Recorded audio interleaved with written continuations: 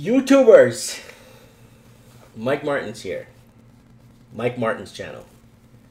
Welcoming everyone, one and everyone, to another very special edition of Trends in the Housing Market. And man, I got some good trends to follow. Lots of good stuff happening. Let's start off with today's date if you're watching this in the future. It is January 18th, 2018. And once again, welcome to Trends in the Housing Market. It is your humble servant, Mike Martins. And broadcasting from Merritt, British Columbia. Little cowboy town, left the big city, wanted something else in life, did not want to pay $2.4 million for a house that's worth 490 grand and realistically. And people are signing in to the comments. And someone says interest rates went up. It's happening. Yes, it is. We'll be covering that in today's show. And a lot of people commenting here saying that they're new subscribers. And there's my man Eddie Franco from down in California.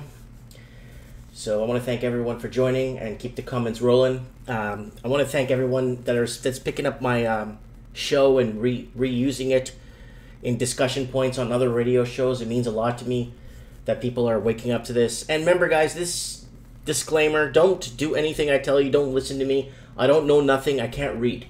So my recommendation is to seek professional advice if you are in some sort of a housing jam right now, or if you need someone to talk to about what it is to do. There's a lot of professionals out there that can help you with what's happening. We got open lines tonight, so if you want to call in, guys, don't be afraid to call in and discuss what's on your mind. Let's stick to housing tonight. It is Wednesday night, aka Thursday morning in other cities that are watching this. Please, let's stick to housing. Let's leave the whole politics, American politics and wars out of it for right now. Mind you, the housing problem. Oh my God, someone's already calling in. Hello? Hello, you there? Hello? We got a breather on the line. So, just turn up my volume there. Yep, Massachusetts is too expensive, rent is too high. Where are you, Jimmy Anderson? Are you in Seekonk, Attleboro, West Mass? Where are you, buddy? Let us know where you're at. Fall River, Boston. Anyways, let's move on here. Okay, Form of Fish Network, guys, please check this guy out. He's really good, gets to the point, has graphs, knows what he's talking about. Oh, Framingham, okay. Yeah, Framingham. I know where that is. I think that's by the, yeah, I know where that is. I know Massachusetts really well. I have a lot of family down there, so. Form of Fish Network, guys. Check him out. He actually knows what he's talking about. Puts up graphs. Got a really slick sense of humor. I like this guy. I'm going to have lunch with this guy one day when I go down. I don't know if he's on the coast. I think he's on the coast. One of his videos he mentioned. But I hope to do lunch with this guy sometime. Now, I want to kick off tonight with China. Now, China housing market about to crash. This article was posted 12 minutes ago. And I just caught wind of it as it was posted. And look how developed that is. Holy smokes. For radio listeners, it's a picture of just stacked condos, apartments, townhomes, townhome row housing, studio apartments, like everything. Nothing too commercial for what I see. I think that's a mall there in the middle of the photo. A nice big glassy mall, but everything else around it is all residential. Is China about to get its own version of mortgage crisis? Chinese home prices are starting to fall amid new government restrictions, and some observers worry that homeowners overloaded with debt could run into trouble. Property prices in Beijing and Shanghai fell by 0.3% between November 2016 and November 2017. That's not a lot of a drop. I don't know. Is that a cause for concern? Not at all, in my opinion.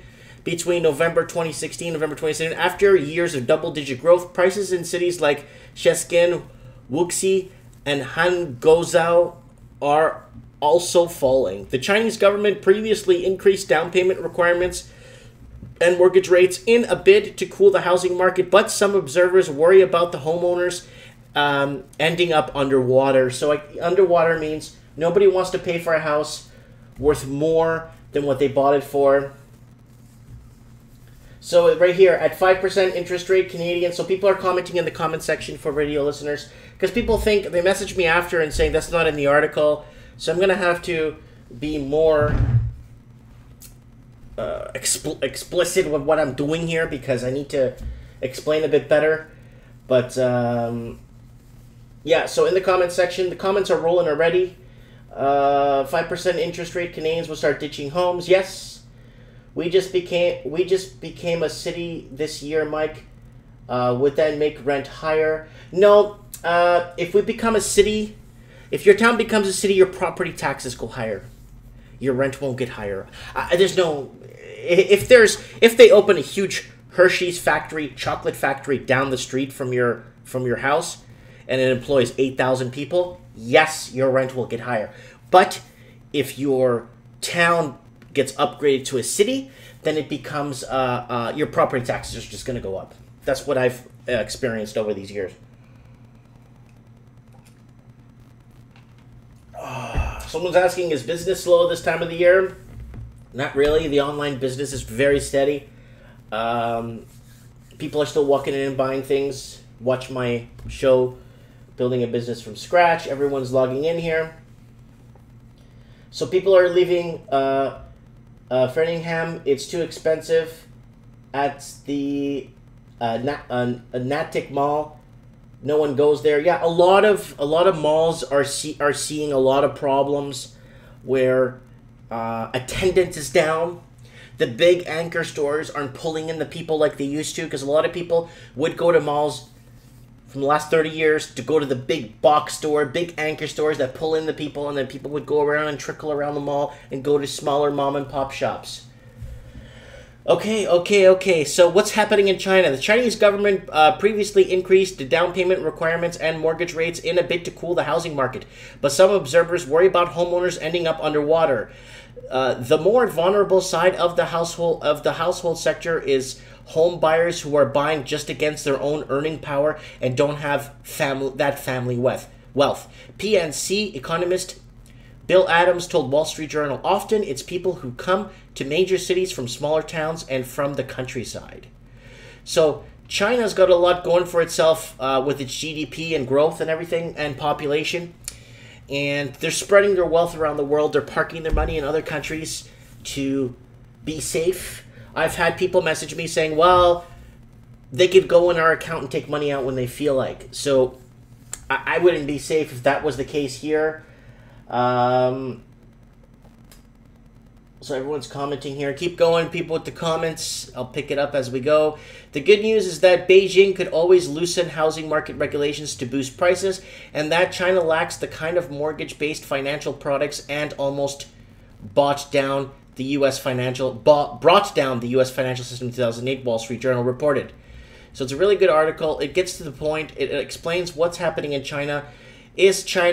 China's been crashing for a while, from what I've been hearing through the trends, through the different markets. Their GDP is going down because the middle class is disappearing in the West, but the middle class is growing in China. China has roughly 350 million millionaires.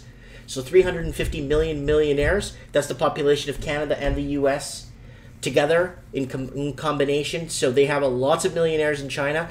They have a lot of people have disposable income. So this might be a win-win for China economy-wise if they could put some good stipulations into place. I think China is definitely surpassing everybody else when it comes to growth and exponential profits.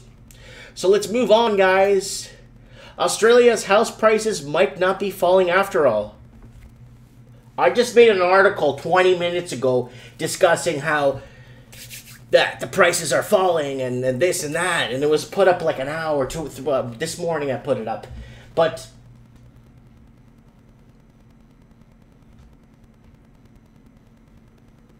and we're gonna move on here. And someone's asking, what about Alberta's housing markets? Yeah, I'll bring it up in a sec. I'll throw up Alberta there, and we'll see what's going on with Alberta. We need to continue here. We got to start out in Australia because everyone tunes out. So a lot of people from Australia do watch this show, and New Zealand. And a lot of people out there are using my viewpoints for discussions. And everybody needs to understand that once you start connecting the dots, you'll start to see that everything is working in one big, gigantic cycle. So what's happening in Australia, New Zealand, the UK, Canada, United States, all happening in different parts of the algorithm. So there's something happening ahead of time in London where they're, like New Zealand's ahead. They're banning foreign ownership. And then Vancouver's got the foreign tax. And they're trying to, so everybody's trying different things to try and cool this housing market off. Yeah, so I got what's happening here. Mike Hecker's commenting here. He's saying lots of Alberta plates floating around here in Toronto, Ontario. There's a lot of Alberta tags. I was told there's lots of tags of Alberta in the Ontario area, and there's a lot of Alberta tags every time I go to Vancouver. When I'm in transit to Vancouver, there's a lot of people from Alberta coming towards Vancouver, and there's a lot of Alberta tags on cars visiting, or I think trying to relocate to the city of Vancouver. And so someone's commenting here, Mike, it's getting too expensive here in Massachusetts. My friend can't even afford groceries and has 2 jobs. Yeah, so it's like I told you guys last time. In 1984, you could get a job in a grocery store bagging groceries. You're not talking to customers. You're just bagging groceries. You could pay your mortgage off in 5-6 years. You could have your house paid and have disposable income and have a car and even pay for college in the future. People are making a lot more in 1980. They did it in 1984 than we are today. They're making a lot more because the buying power is stronger than back in the day, and your dollar went a lot further. So Business Insider Australia. Australian house prices not been falling. But what's going on here? Australian home prices have been falling in recent months, according to CoreLogic, led by its largest, most expensive market in Sydney. Many think that prices will continue to fall in the year ahead, creating headwinds for household consumption, the largest part of Australian economy. It's all looking a little uncertain, leading to speculation as what will happen with the economic growth and interest rates in the year ahead. However, what if we told you that house prices aren't actually falling? According to Justin Fabo and Rick Deverell, economists of the Marquee Bank, they're not based off recent data. It is now looking very likely that housing prices at the national level are again rising modestly. The pair wrote in a note released this week, adding the disclaimer that large differences remain between locations and type of housing, giving the seasonal nature of housing market activity spiking in spring and autumn before ebbing in between. Fabo and Deverell say that seasonal adjustments must be applied to the data in order to get a clean read as to what's really going on. So they just go into a lot of mumbo jumbo here and saying that right here, measures of housing price growth after seasonal adjustment have turned up. National dwelling gross price. So you got to remember, guys, this is coming from a bank. So according to CoreLogic, it's dipped here if you look at the graph at the end. And if you're looking at what's happening with APM Capital's trend, it's different. It's showing a spike in pricing. So it's a long article, guys. I want you guys to, it's a novel. So they really go out, and there's a video too. So they're really going out of their way to try and talk you into that prices are not falling in Australia, but they are coming and they're cooling off. Australia has it really bad because Australia's had a bull market for the last million years in their housing market, and it's been really bad for a lot of Australians. I know I spoke to one person that's been on the sidelines for 7.5 years to buy a house.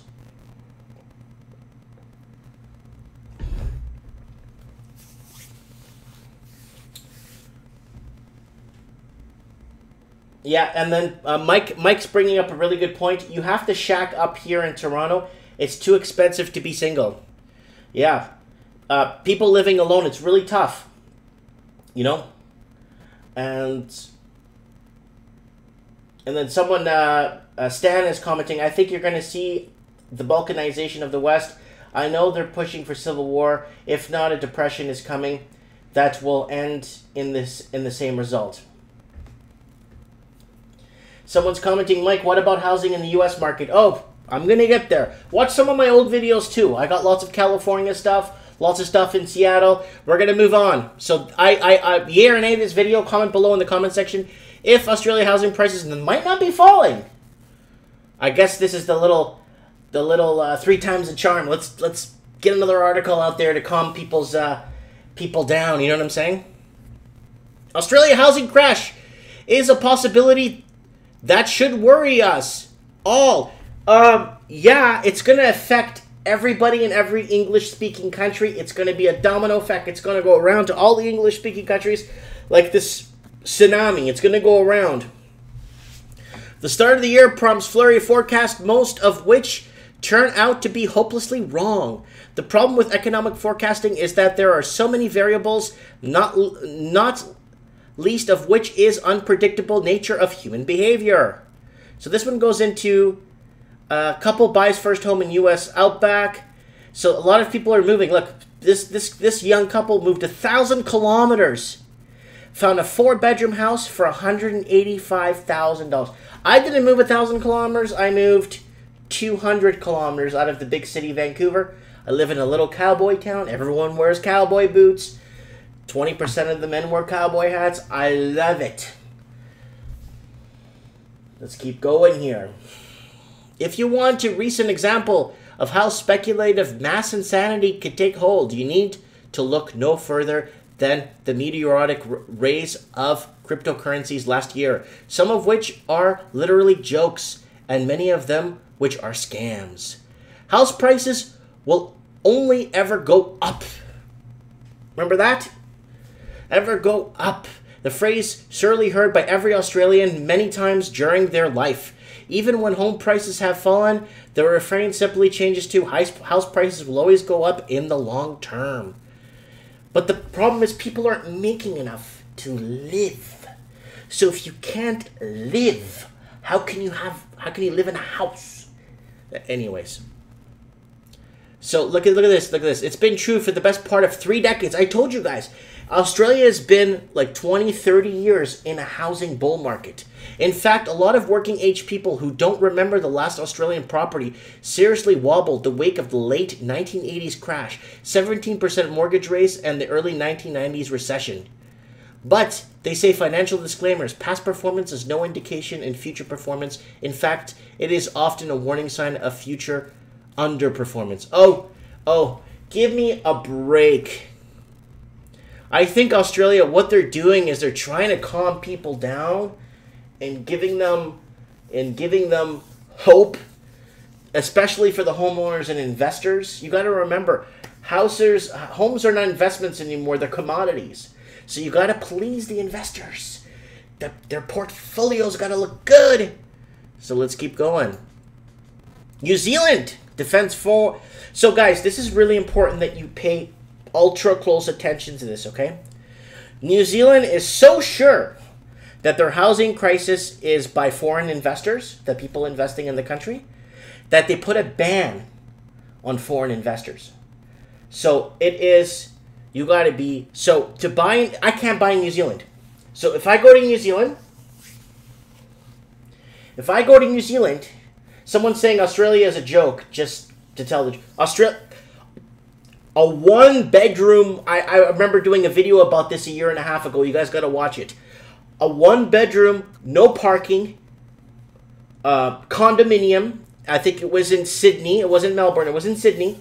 And it was 1 million Australian dollars, which is 1 million Canadian dollars, which is $819,000 US for a 1-bedroom with no parking.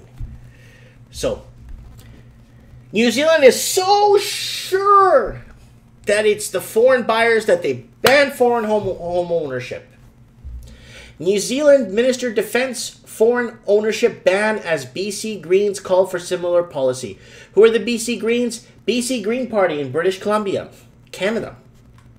So people were asking about Canada. The leader of BC Green Party announced earlier this week it's time the province followed New Zealand's example and restricted foreign real estate ownership. You know, but in all fairness, there's a lot of countries that, like me as a Canadian citizen, and a Portuguese citizen, being a Portuguese citizen, it gives me more opportunity to buy outside of Portugal. I could buy in Brazil, I could buy in Angola, I could buy in Mozambique, with very to no little hindrance, right? Timor-Leste, I could buy. There's a lot of countries that if you have a Portuguese, it's okay. But there's a lot of countries as a Canadian citizen, if I want to go and buy a homeowner, if I want to be a homeowner in another country, they'll shut you down. I know in Thailand, I wanted to buy an apartment there. They wouldn't sell to me because unless I do some shifty thing through somebody else and under someone's name and it's really shifty, you could own in those countries. So there's a lot of countries that just say no. We don't want foreign home ownership in some countries. That's just, I think Russia's like that too. If I go to Russia, I think China's like that. Thailand's like that. Mexico, I try to buy twice in Mexico, and everyone argues with me in the comment section. I spoke to my friend who lives in Guadalajara. I spoke to him on Facebook. I had a video chat with him, and I asked him, "Can I buy in Mexico?" He says, "No. You could buy through some Mickey Mouse system, and you don't want to do it, Mike." But how are these Canadian people, snowbirds, owning in Mexico, or Americans? They're buying through some bizarre thing, and they really don't own the property. So it's like weird. So there's a lot of countries out there where you can't buy. You know what I'm saying? I think if I was to go to, I don't think I could even buy in Australia if I was to go there. Like some countries, I think South Africa, I think they will ban me from buying also. There's a lot of countries that'll ban me from buying, right? So it's not a new thing that's happening, and they're not picking on foreign investors. They just want to protect their proper citizens, right? So now BC Green Party is so sure that the problem is foreign investing.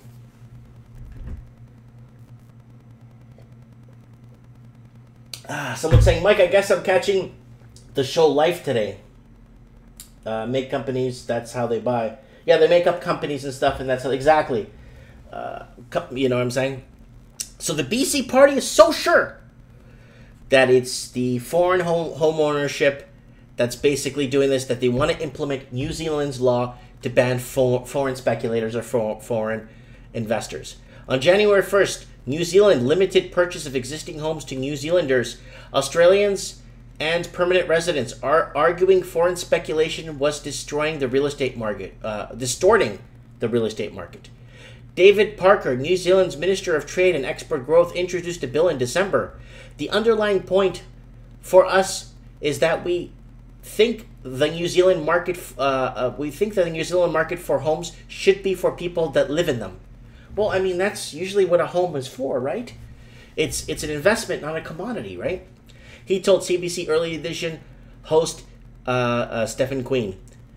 The ban doesn't apply to Australians because of previous agreements and because of New Zealanders are exempt from home ownership restrictions there. There you go. So New Zealanders are restricted in Australia for home ownership too. So it's not just they're trying to do, you know what I'm saying?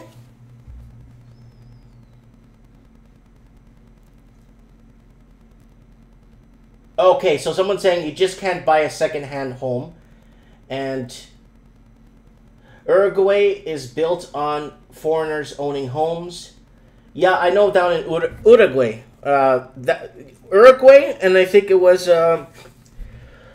Uruguay and it was Nicaragua. Those countries are being built off foreign investing coming in. See, many nations have protectorism. So that's what's happening. Under the new rules, non-residents can buy undeveloped land for the purpose of building property, but it then has to be sold to a resident.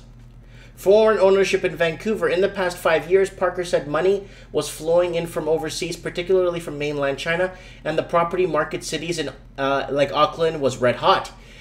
He said it was difficult to know exactly what extent the market was being influenced by foreign buyers, but the number of homes they owned, but that didn't stop the policy from being implemented. So, then accusations of racism. Parker admitted that the foreign ownership ban is fair and dismissed as accusations of racism. So, it's not racist because a lot of countries do it. So it's not like it's a law that they just want people to live in the homes.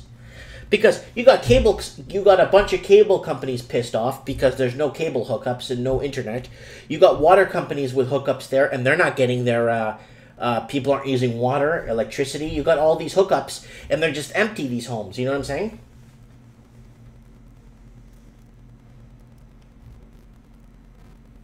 Let's move on.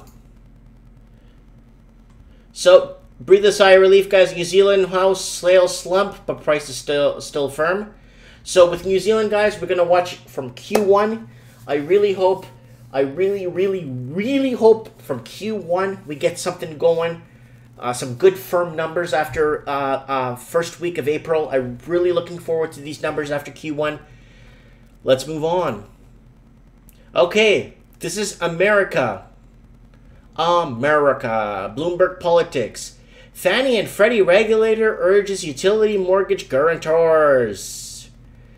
Remember Fannie and Freddie Mac? Do you remember back in the 2007, 2008 U.S. housing meltdown? Well, what do they have to say now? Freddie Mae and Freddie Mac's regulator is throwing its voice into the debate about what to do with two companies at the center of the U.S. mortgage system. In a proposal obtained by Bloomberg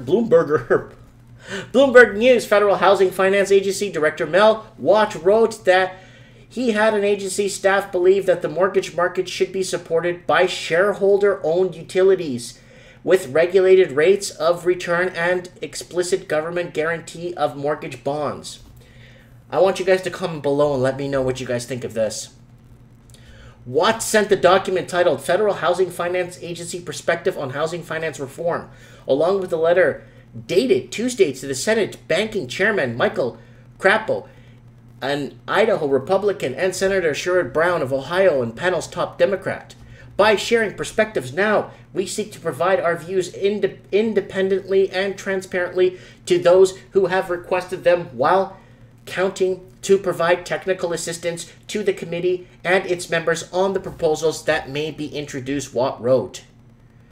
So, Fannie and Freddie don't make mortgages themselves, but buy them from lenders, wrap them up in securities, and make guarantees to investors in case the loans default. So people are basically hedging or betting that people will default on these loans.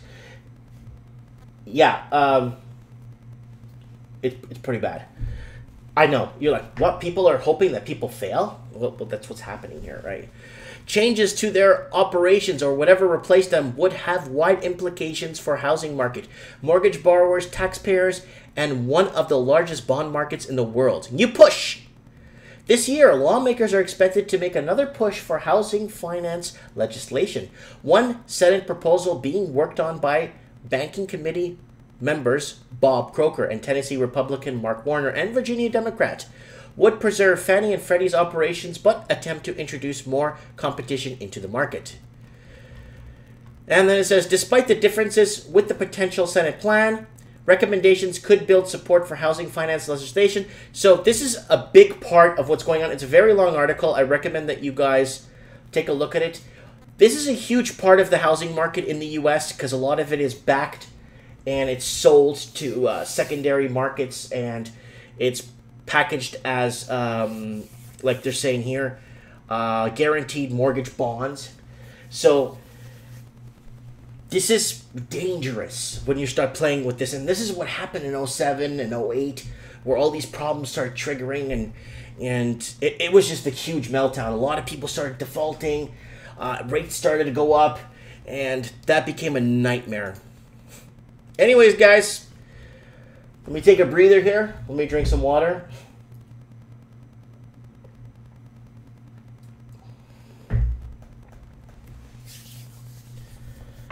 So if anybody wants to call in, if you want, you don't have to. 250-800-1489.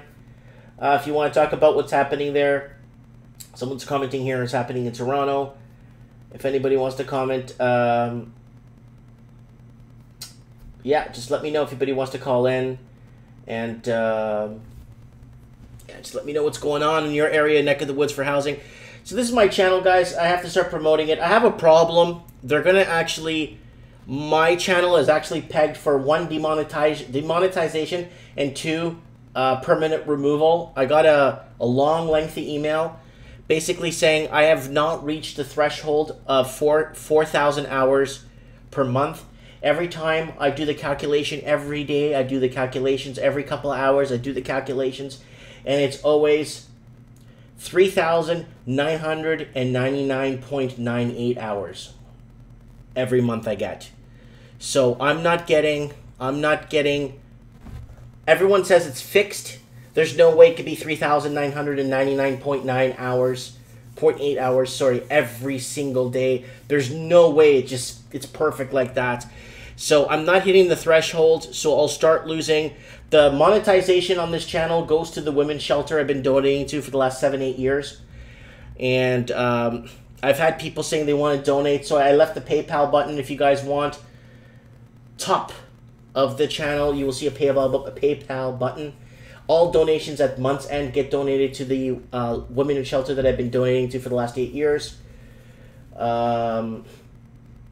And then they're doing it to everyone. Mike, YouTube released new rules again. I know what they're saying is, but what YouTube is saying is that I don't have a chance because I need to have a threshold of 4,000 hours viewed on my channel on a monthly basis, and according to YouTube's month, I'm at 3,999.98 hours watched. Every day I've been checking this, and every couple of hours I go in with my calculator to see if I'm over, and I'm not over. It sits right there. So, anyways, so if you guys want to donate, all proceeds at the end of the month get donated to the women's shelter, and I really appreciate that very much. And let's move on. Okay, Toronto home sales shook off summer slump in December, but brace for January chill. National sales up 4.5%, prices up 9.1%, ahead of stricter mortgage rules. So, this article is from, is it from like an hour and a half? It's actually from yesterday, guys, so it's a bit old. The market is braced for possible slowdown in January as new mortgage stress test requires. I can't wait till Q1. I can't wait till Q1 hits. I can't wait. First week of April. I can't wait to see what these numbers are. Unless it's a real estate company giving you this information, don't believe it. We have to hope that Better Dwelling does something about this.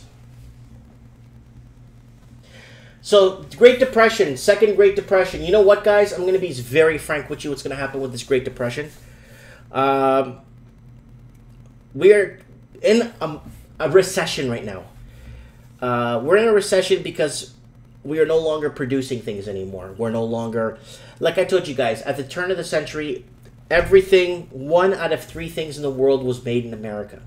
Now, you're hard-pressed to find anything made in America anymore. And that's become a problem. We've given our wealth to other countries got rich, and they came to buy us out. Now, the people living in the country can't afford to live in their own country anymore, and it's become a massive problem. So this is what's happening, guys. So I really want you guys to know we are in a depression right now. No, a recession. Are we going to go into a Great Depression? I think they'll just keep propping it up and kicking the can down the road somehow. So our grandkids will have to deal with this problem. And then someone saying, bam, on the money, Mike. So, buy farmland as with a well. Grow your own food, and you'll be okay during a coming depression. That's what I did. I actually have a huge plot of land on my channel. I'm gonna sow it again this year, and I'm gonna plow it and sow it, and hopefully I can grow something. I grew it a bunch. Last year was a disaster. If you look at my Living the Dream series, I just grew weeds. So, yeah. Let's keep going. Yeah, there's going to be a rise in squatting. Someone's commenting here. Yeah, you're going to see a huge rise in people squatting in homes because what are you going to do? What are families going to do? You know? Ottawa releases... let me zoom this in, guys. Hold on a second. There we go. I can see it now. Ottawa, resales of Canadian homes rose by 4.5% in December from November, and the fifth straight monthly rise, likely because activity was pulled forward to avoid mortgage rule changes that hit in January. The Canadian Real Estate Association said on Monday. The industry group said actual sales, not seasonal adjusted, rose 4.1% from December 2016, while home prices were up 9.1% from a year earlier, according to the group's home price index. Activity was up in close 60% of all markets, including the Toronto area, with sales fully recovering from the slump last summer, CRE said. Recovering? Where, was I on the moon when this happened? It will be interesting to see if the monthly sales activity continues to rise, despite tighter mortgage regulations that took off on January 1st, chief economist. The housing market in Toronto, Canada's largest city, and nearby cities cooled dramatically in the summer after the province imposed new measures to curb speculation, including a foreign buyer's tax amid the fears of housing bubble. Analysts are divided over what the nation's long housing boom will crash or achieve a soft landing as a series of mortgage rule changes and rising interest rates weigh on demand. The CRE report showed that the number of new listings rose 3%. Of course, the listings are going to go up. They're building more. They're building. If you go along the Queen Elizabeth Way Highway in Toronto, you'll see tons of condos being built. We depended on housing to back our economy, and look what's happened now. New listings rose 3.3% in December, while inventory dipped 4.5 months. The national average of price for homes sold in December rose 5.7% from a year earlier to just over 496 large, continuing a deceleration in home price appreciating as the softening in Toronto took some steam out of the price gains. So this is one of those kind of, hey guys, how's it going? You might think your house is falling in price, but it's not. It's an illusion. This is not really happening. Don't worry about it. Things are just going to keep going up.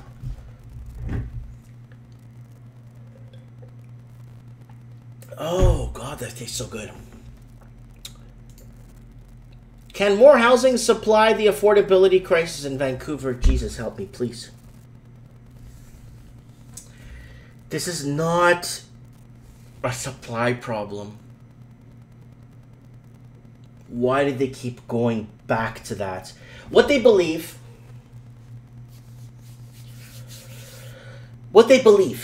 is that if they put more units on the market, it's going to eventually level prices off because there's more choice and more people have. But the problem is when you build a condo, it's one bedroom is going to go minimum $600,000. It won't resolve the affordability crisis unless prices come down 70%. Look at the video I made, what was it, 2 days ago about the purchase stress test calculator. I was trying to get a deal to fit for you guys. I was trying to get the TDS in line for you guys. I was putting together this mortgage deal for you guys to show you guys to buy this property in Coquitlam. I don't know if you guys remember the video I made. It was 2 days ago.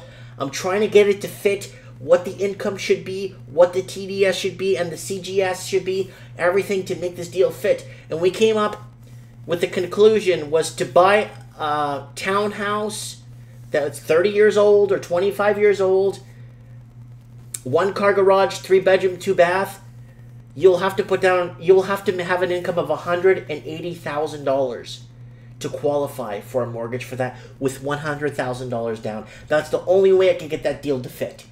So watch the videos from like 2 days ago. You'll see it. It's got a lot of views. And can more housing... Guys, I want you to comment below.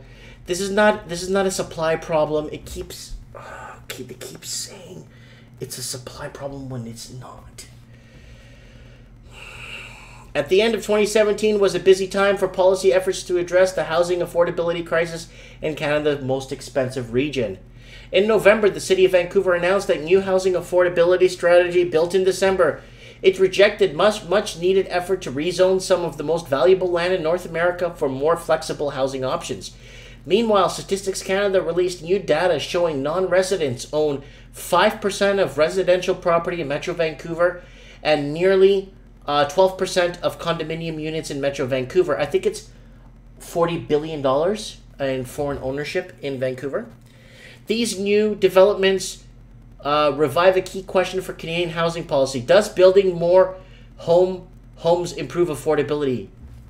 In a normal market, with restraining on foreign buyers and like a protectionism in Canadian and protecting Canadians' futures, yes, it will bring down homes drastically. But because it's an open door, it won't work. It just won't work. Key element of Vancouver's new strategy, and likely the most controversial, is to transform low-density neighborhoods across the city by increasing supply, affordability, and variety of housing options. To evaluate whether this will work, we have to ask, do catastrophic prices come from high demand or low supply, or both? So it's gotten to a point where it's a really long article, guys.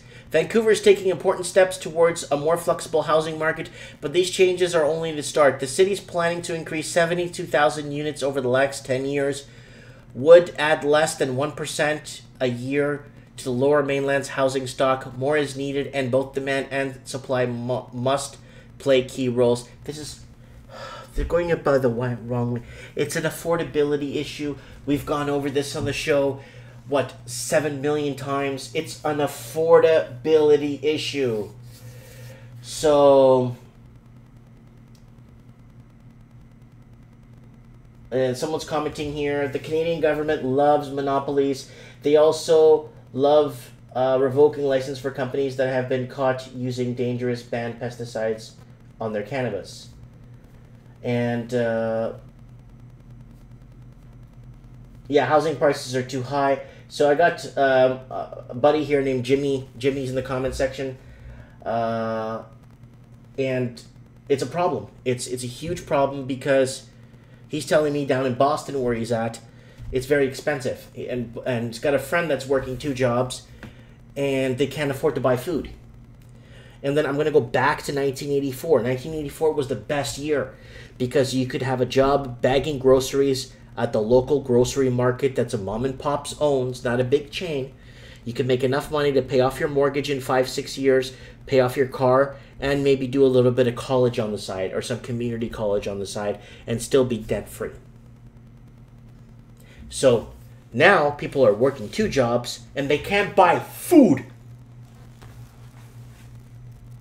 Someone's going to have to educate me on why this is happening, because this is way beyond anything anyone expected 20 years ago. We sold everything out. Everything. All our industry's gone. We sold everything. And now we're backing. We want to be green. And look what's happened now. We're green. The wealthy are coming to buy us out. Middle class in Mexico is going up. The middle class, I think Mexico has more middle class citizens right now than we do in Canada, by far. By far. I think Mexico's middle class is about 24 million. I think there's 160 or 185 million living in Mexico last time. I'm not too sure. And I think 20 million of them are middle class. You got the rich, which is like 3%. And then you got the people that are really poor and dirt poor. It's sad to say, but really poor. And Yeah, so someone's commenting, wow, take me to 1984. Too bad I was born in 1990. No, and oh man, all you have to do is buy groceries. Canada was a country where all you had to do was go work on a construction site and pick up garbage.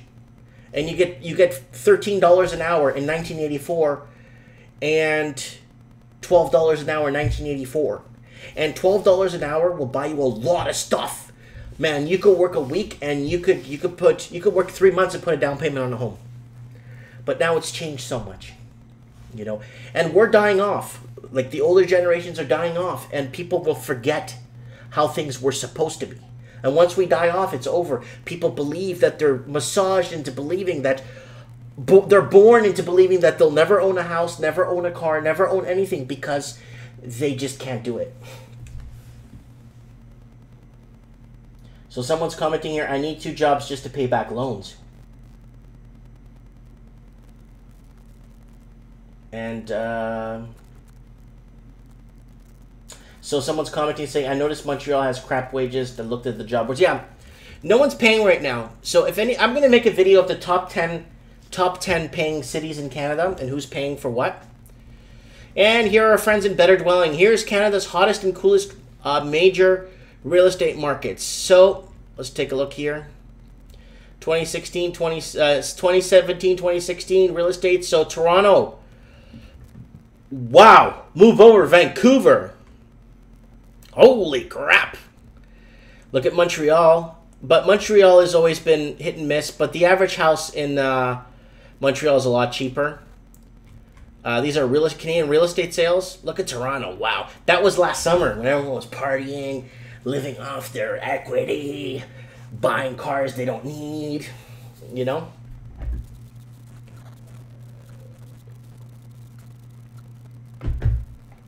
And then Eddie Franco's commenting in the comment section saying, I used to work 3 jobs in the last recession before.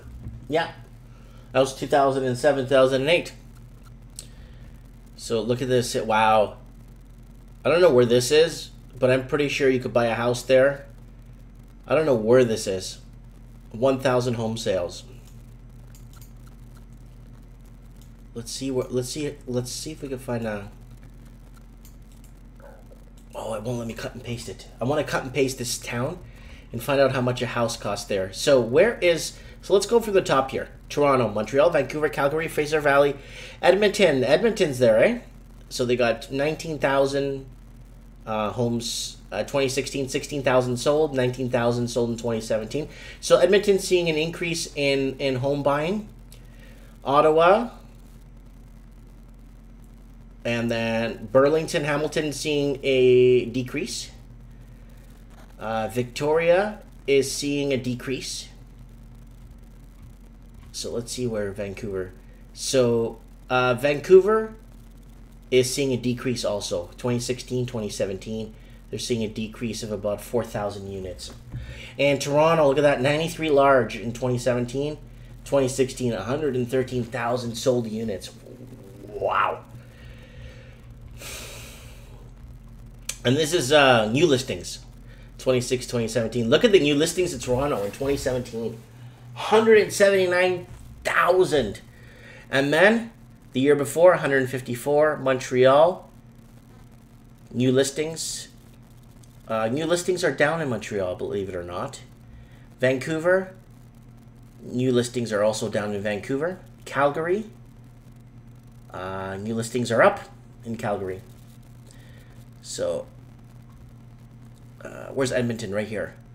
New listings are also up in Edmonton for 2017. So people are... Where is this town? Saguenay?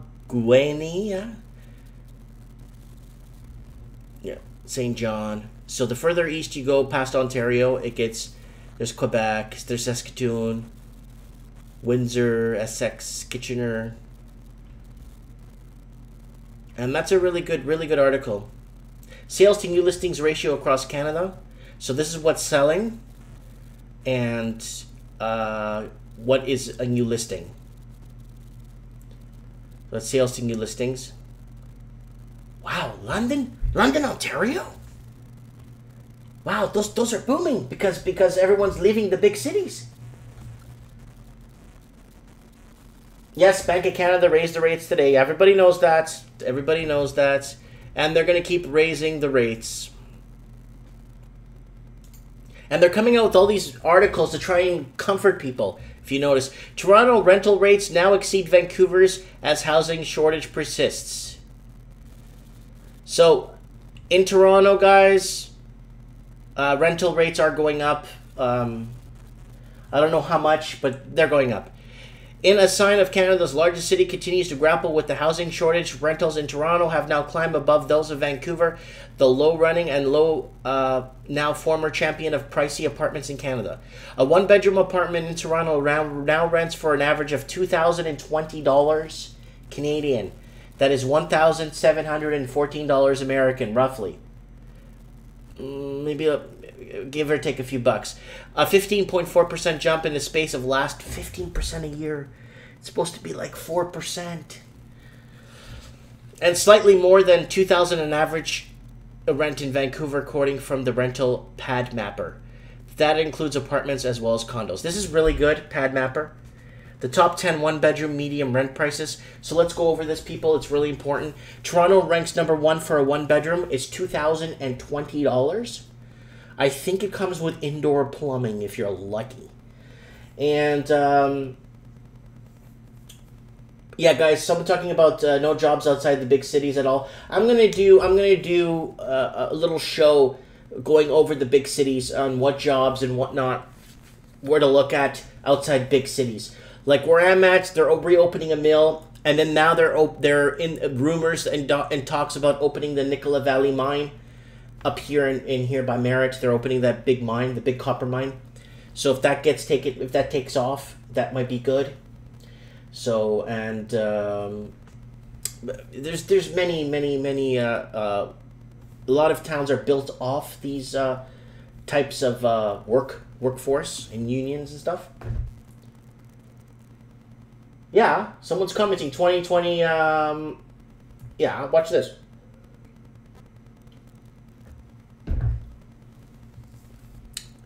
Toronto, Ontario, one-bedroom rent, 2020, $2,020 is the average. That's $1,700 and something US. Vancouver, British Columbia, the average one-bedroom is $2,000. Burnaby, British Columbia, $1,430. Montreal, Quebec, $1,310. Barrie, Ontario, $1,260. Victoria, British Columbia, $1,200. Kelowna, BC, $1,130. Ottawa, Ontario, $1,120. Calgary, Alberta, $1,070. Oshawa, Ontario, $1,070. Very high. Very high. Very, very, very high for a one-bedroom apartment. So that's pretty tough. It's pretty tough for a lot of people out there that are going with this. So that's what I wanted to clear with you guys and what's going on with that. So let me go over to what were we talking about here? Someone was talking in the demographics, something happening with the demographics. What's going on, guys? It says, I was on Danforth today, and boy, are the average working class pissed that the density program that's coming. What's a density program? Let's see here. I'm interested now.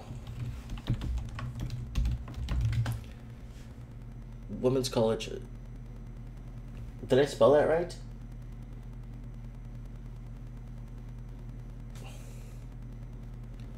Yeah, it is. I don't know what that is.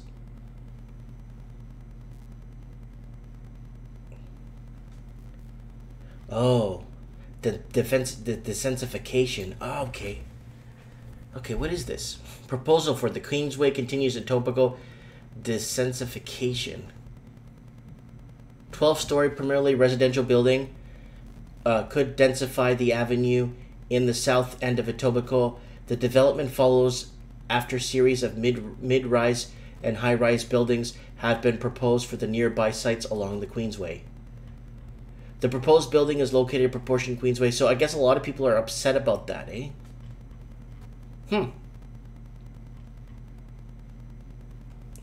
There's no, nothing more about it in that,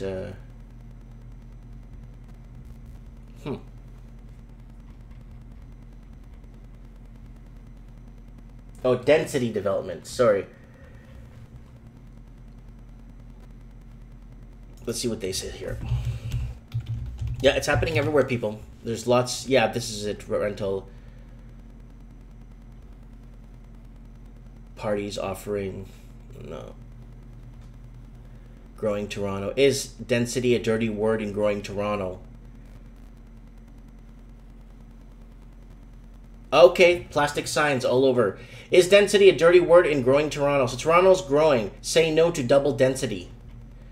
In Hyde Park neighborhood with dozens of lawns dotted with plastic signs reading no double density, of reference to the pair of development proposal which could add 6 more mid-rise, high-rise towers with a total of 1,700 apartments to the area. Okay, so this is a huge problem. What's going to happen is going to be you're going to take an extra half hour to get to work. There's going to be more cars on the street. There's going to be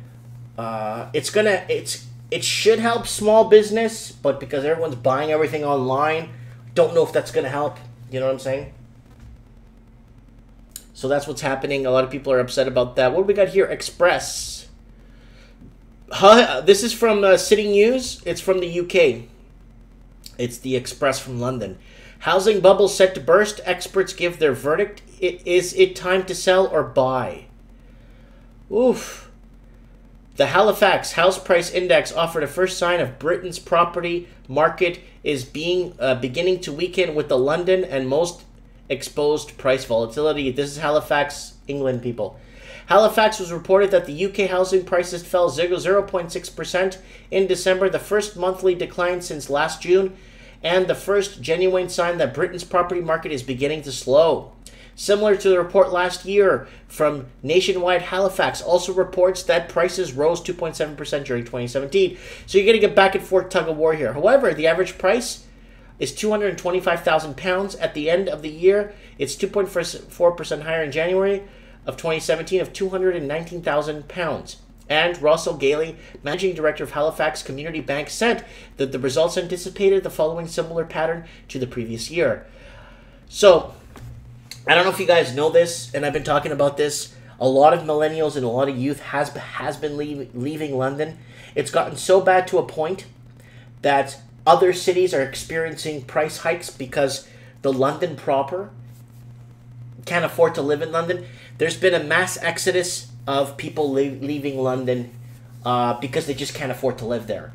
So they're moving to other towns like Newcastle, Manchester, even far away as Glastonbury. A lot of people moving to small towns, and I got a lot of people from the UK telling me that you are spot on, Mike, with that.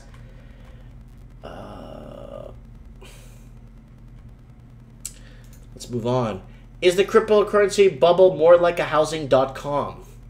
So I don't know if you guys looked today. I think Bitcoin dropped $10,000 per coin. I'm not too sure, but I'm going to tune into AMTV later and find out what Chris Green is how he's talking his way out of this, or because he's been on a Bitcoin binge for the longest time, and I want to see what he's talking about today. He went live today. I missed the show, but I'm going to go watch the rerun on that. Comment below on that. London housing woe endures as prices drop 2.5-year low. So sellers cut asking prices 1.4%. That's how it usually starts. They start cutting prices. The people with inventory want to sell, especially if investors have 3, 4, 5 units. A lot of people are like, oh, 2% down. Oh, no, that's nothing for. That's not. It's got to go down for. No, but if you have 10 units, and you have $10 million, and you are down 1.4, you are down. Believe me.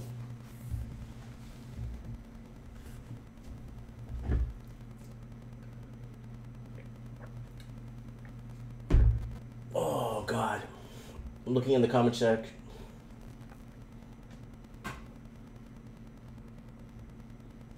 And everyone's commenting here. Oh, who, Mike? Someone's commenting. This is in the UK, guys. It's the United Kingdom. This is coming out of London. So look at the prices right here. Average asking price. So it's going back to what they said, 2015. So it's going back to a 2014, 2015 low. It's headed that way. So a lot of people left London in the UK, didn't leave the UK, but they left London to other neighboring towns. I got lots of emails from people from the United Kingdom that watch my show. Anyways, guys, don't forget to join the walking journey. He's a really good guy. I like this guy a lot. He's got some good videos here. He left California, if you watch the videos here. He did leave California to move to Texas, where he bought this land right here. He bought a house. He bought all this land is his. He bought a bunch of land with this house for, I think it was like 30 grand. There's his house right there.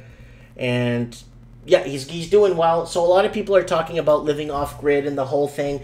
Anthony's doing that. And he's doing really well with that. He's got a lot of brush he's got to cut. Lots of brush to cut. Lots of maintenance on the property unless he wants to get overgrown. You know what I'm saying? Oh, okay, Eddie's commenting. I meant the YouTube crypto channel. It's called AMTV with Chris Green. AMTV. Really good guy. And someone's saying, where are you going, Mike? I'm not going anywhere.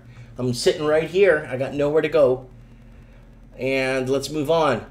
London house. So, okay, hold on a sec. This is London, Ontario. I need to bring this article up to your attention because it's very important. London housing prices spike in the last quarter 2017 survey. Why? So this house here in Vancouver is about maybe $1.4 to $2 million for this house right here. In London, it's $363,000. And then you get people, oh, but that house is going to cost like $1 million to build. Well, yeah, whatever.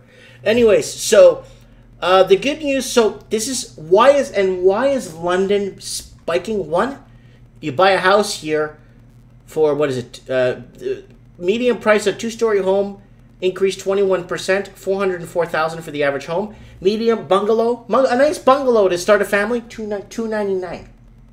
So you do the financing on $299, you're looking at about $7,000 a year in finance, $8,000 a year in finance charges, which is really good, and you could pay the damn house down.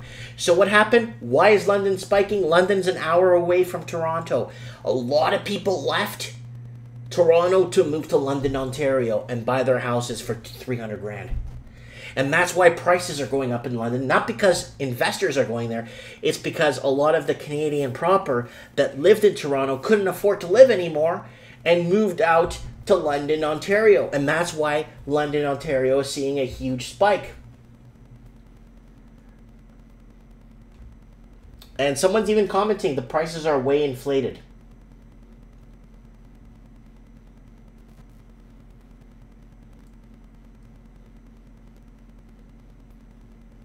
So here it goes. It's good news for homeowners and realtors in the London market. The Royal LePage Housing Price Survey released Wednesday show major spike in the fourth quarter of 2017.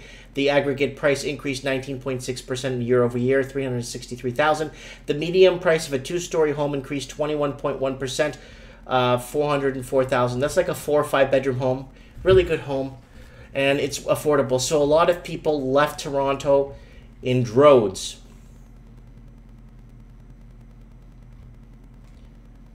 So let's move on. As Seattle housing prices soar, Section 8 vouchers don't help as much as they used to. So I don't know if you guys understand. The American proper is super hooped. The American proper is in so much trouble right now. You have no idea why. They have no restrictions on anything. There's no foreign. They try to imply the foreign buyers tax in Seattle because the price of housing in Seattle, Tacoma, all of Washington. When the foreign buyers tax went into Vancouver, a lot of people moved to the south, and a lot of people moved east to Toronto. And I said the tsunami was going to go that way. I predicted it months before it happened. Then people moved south to Seattle, and then now the cost of living in Seattle is... But the American is, no, this is against the Constitution. You can't do this. So now... constitutionalists are stepping in saying, no, you can't put a foreign buy. Oh, you can't do this. No, you can't do that. Right now, the safest place for a foreign investor to buy would be in the United States. It's the best place to buy because there is no stipulations, nothing. So this is in Bellevue, Washington. It's a really bad situation a lot of people are in down there, and this is a really sad story if you guys want to read it. The price, it says here, so it says here, overall working assumption is that the region's housing prices are simply eclipsing subsides provided through the Section 8 vouchers, and affordable housing stock is decreasing. Housing prices in King County are up 15% from a year ago. According to Zillow, the median monthly rent for a 2-bedroom apartment is more than $2,000 American. For a 2-bedroom, that's 500 Canadian.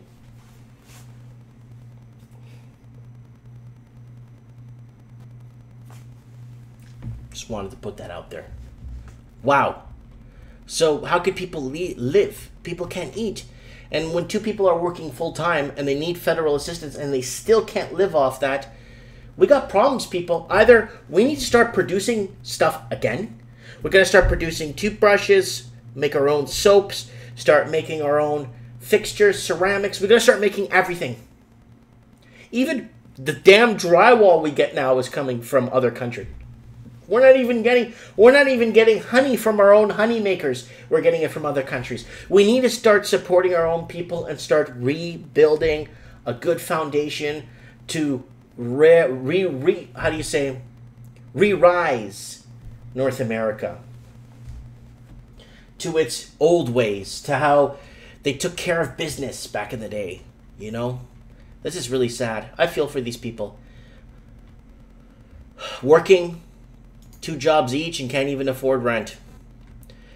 So this is a really good one in California. 3 California housing issues to watch in 2018. I really recommend you guys listen to this. Rising rents in California, housing crisis. So a lot of people living out of their cars. One problem California is facing is a rent control battle. I don't know if you guys know what happened with that section. What was it called? Is it here prohibited putting rent control? California cities are prohibited from putting rent control on apartments built in February 1995. There was a law that they put in. It was Section 13 or something. It was a protectionist law to protect from rising... God, I have so much on my mind. Well, not a lot on my mind. I got so much to know. Rising rents and home prices forced Californian housing crisis front Governor Jerry Brown lawmakers in 2017 legislated to pass the most comprehensive housing to memory designed to increase low income and encourage more construction general, but bills, according to Independent, won't make the housing... Okay, I'm just trying to find what that bill was called. So there was a Los Angeles rent control is imposed on buildings built before 1978. So what's happening in California is there's an enormous amount of people living out of their cars. There's a lot of people that could barely, and they're working 2 jobs, right? And I was reading one article where one guy worked, what was he doing? He was working in a recycling plant, like a recycling depot, bottle depot. And he worked like 8 or 9 hour shifts, and then he worked at night picking up recyclables to take into work the next morning. And he could just barely put food on the table. Here we go. Proposition 13, it was what I was looking for. The future of Proposition 13. 2018 will mark the 40th anniversary of Californians approving Proposition 13, which dramatically reshaped the state's tax system. The measure kept homeowners' property tax bills lower than they would be otherwise by basing tax rates on when people bought their houses rather than the current market value. It also changed how governments can raise revenues, calling public votes to raise taxes, in some cases requiring supermajorities for their approval. So in 2018, voters could see a number of proposed changes to Proposition 13 on their ballots. So a lot of people are voting yay or nay on Proposition 13. Proposition 13 was really good because it protected you if you had your house and you paid it off. 10 years later, you'll still be paying the property tax on the house that what you bought it for, which is good. So if taxes start skyrocketing, they want to start changing that. You're going to see more homelessness. You're going to start see more. You're going to see this backfire like no one's business.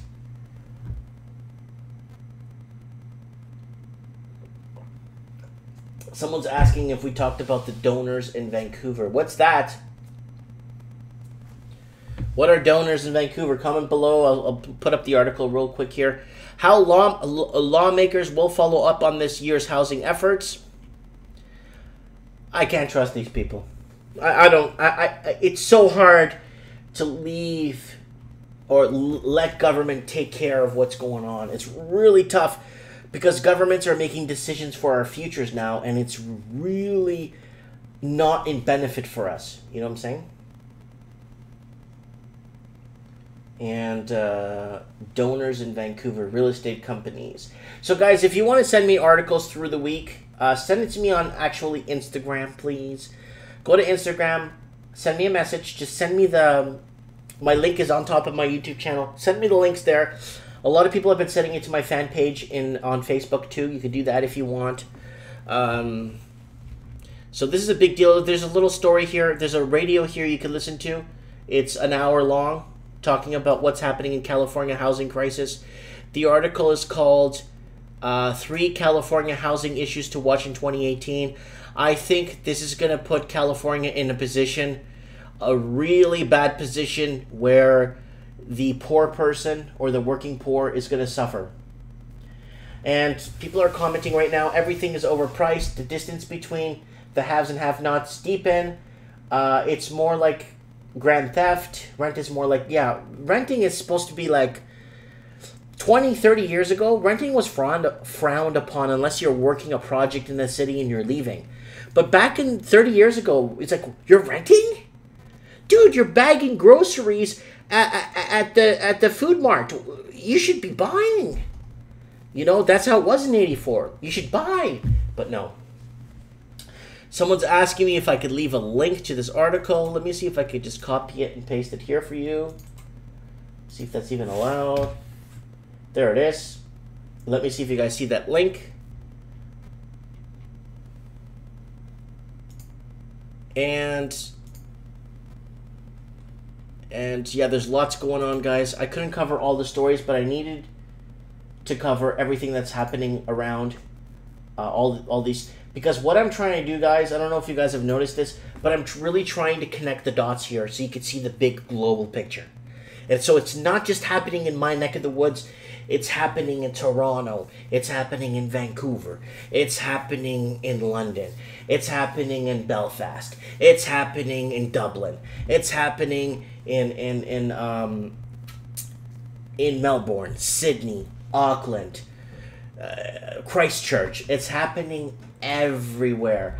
So I wanted to put this out there for you guys to get you guys to understand what is happening. And my son's here.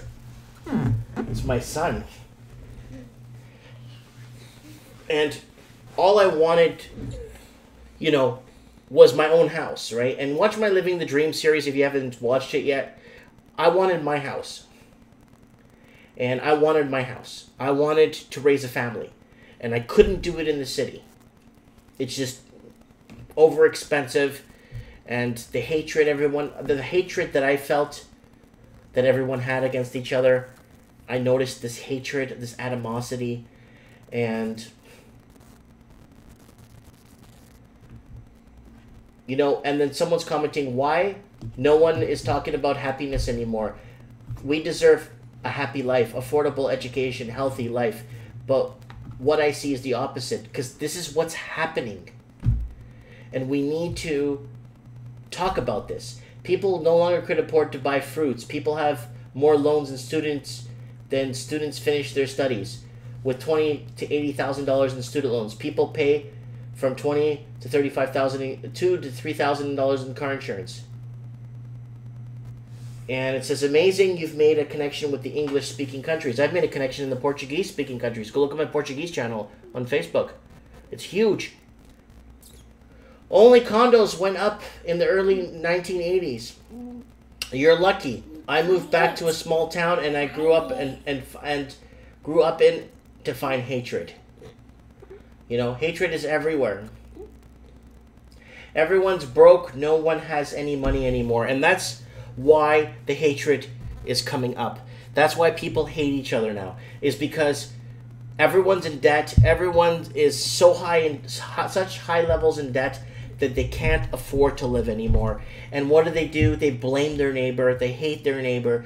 They hate their co-workers. They purposely set up people for failure. Someone's commenting 65% of Americans have less than $1,000 in the bank. Someone else is commenting saying policy has sucked the wealth out of us and has given it to corporations that write more policy to make more. That's right. The corruptions and building economies of scale. Anyways, guys, I'm going to let you guys go. I've been here for an hour and 20 minutes. I'll have open lines again next week if anybody wants to call in. I'll try and do my my Sunday show, Rants and Lifestyle, so we could talk about what's happening in Bitcoin, what's happening with missile tests, whatever. I don't care. We could talk about whatever you guys want to talk about. We'll talk about what's happening in Venezuela. You want to talk about what's happening in Venezuela's new currency that they want to back with cryptocurrencies. Whatever you guys want to do, let me know. I could do open lines again and people could call in and talk about what's going on. Anyways, guys, thanks for watching. Don't forget to hit the subscribe button. And yeah, I'm going to go spend some time now with my family. And I appreciate you guys tuning in and commenting. Thanks, guys. Big hug. Goodbye.